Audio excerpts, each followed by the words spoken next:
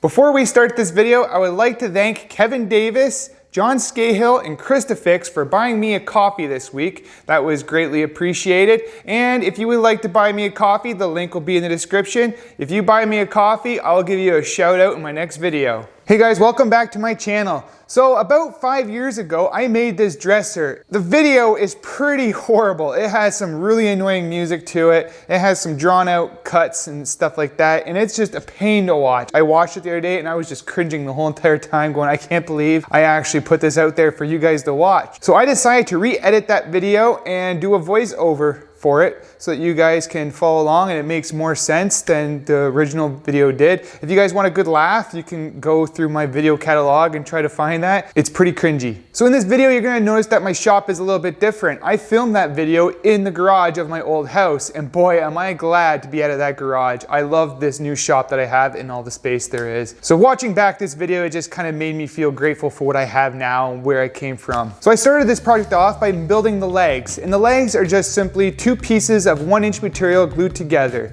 And once the glue was dried, I then went to the jointer and squared it up and put it through the planer to get it to the right dimension, which is a 2-inch square leg.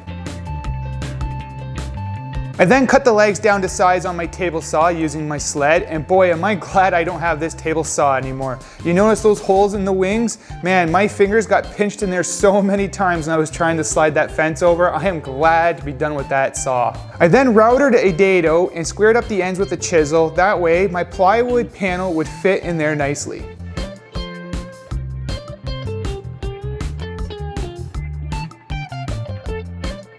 After that, I then added a 1/4 inch round over on the legs. And then over on my table saw, I cut the plywood panels down to their size. And this is 1/2 inch Baltic birch plywood that I'm using for this. I then glued the plywood into those dados we just cut, and I let that dry overnight.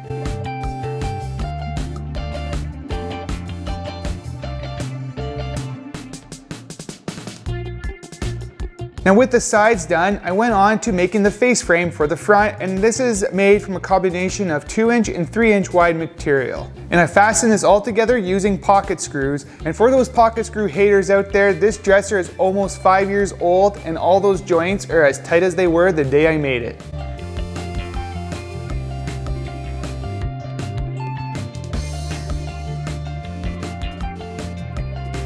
So once the face frame was finished, I then went on and I attached the sides to it, and I offset this by 3/4 of an inch, and that way when the drawer fronts are on, the fronts will be even with the front of the leg. I then made the frame for the back, and as you can tell that I made the sides in the middle 4 inches, and then I just attached it to the back with some pocket holes. And if you've been noticing so far, this whole project has been put together with pocket screws. You'd think Craig would have sponsored me by now, but they haven't. I then tipped the dresser onto its front, and I added a 1/4 inch mahogany panel for the back. And then I used my miter saw and some propane tanks as some weight to hold that down. Watching back, I don't know why I just didn't pop in some brads to hold that in place till the glue dries. I have no idea why I didn't do that.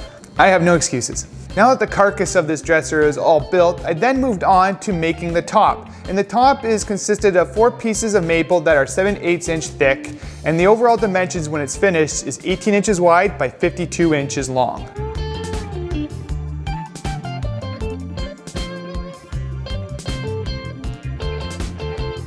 I then flipped it upside down onto my workbench to attach the top, and I just attached it with some, you guessed it, pocket hole screws. And with the top finished, I then decided to go on to making the drawer fronts, and I just glued a bunch of maple together until I had the width and the length that I wanted, and then I made a jig on my table saw so that I could router in an 1/8 inch groove all the way around. It kind of gave it a bit of a shaker look to it. It just adds a nice little detail to it.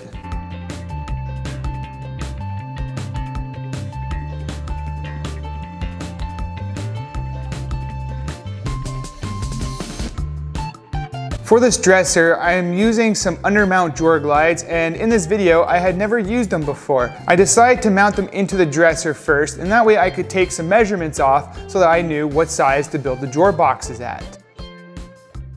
Once I had my measurements for the drawers, I then went over to my table saw and I cut 1/2-inch Baltic birch plywood down to the sizes that I needed.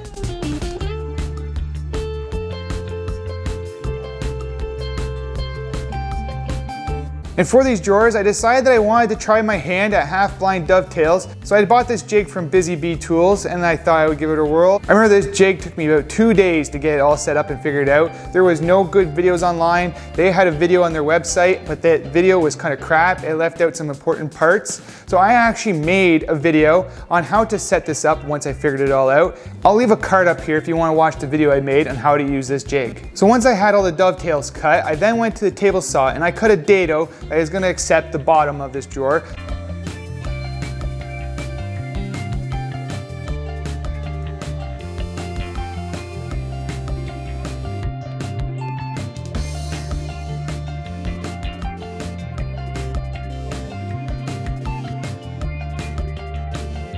And once the drawers were all made, it was time to test fit them all, and I was pleasantly happy to see that they all fit and they worked flawlessly.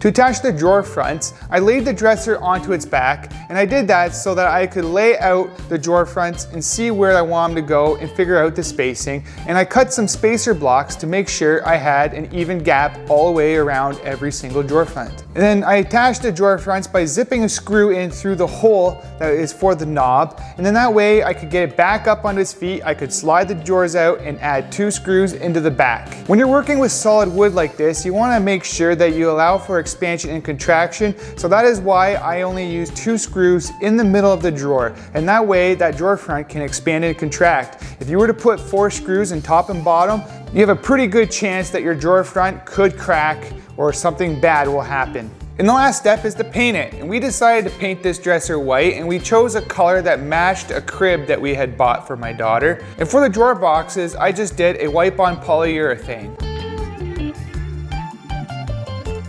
And when the paint was all dry, we brought it upstairs and put it all together.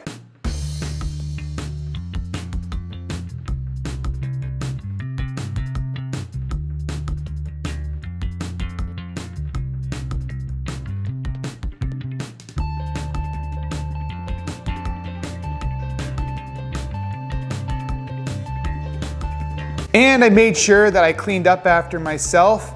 That way I stay happily married. And that is it for this project. We've been using this dresser for about 5 years now, and it's been holding up great. This was the first dresser I've ever made, and I couldn't be more happy with it. If you're new to this channel, I encourage you to hit that subscribe button, hit the notification bell so you never miss when I upload a new video, and like always, we'll see you in the next one.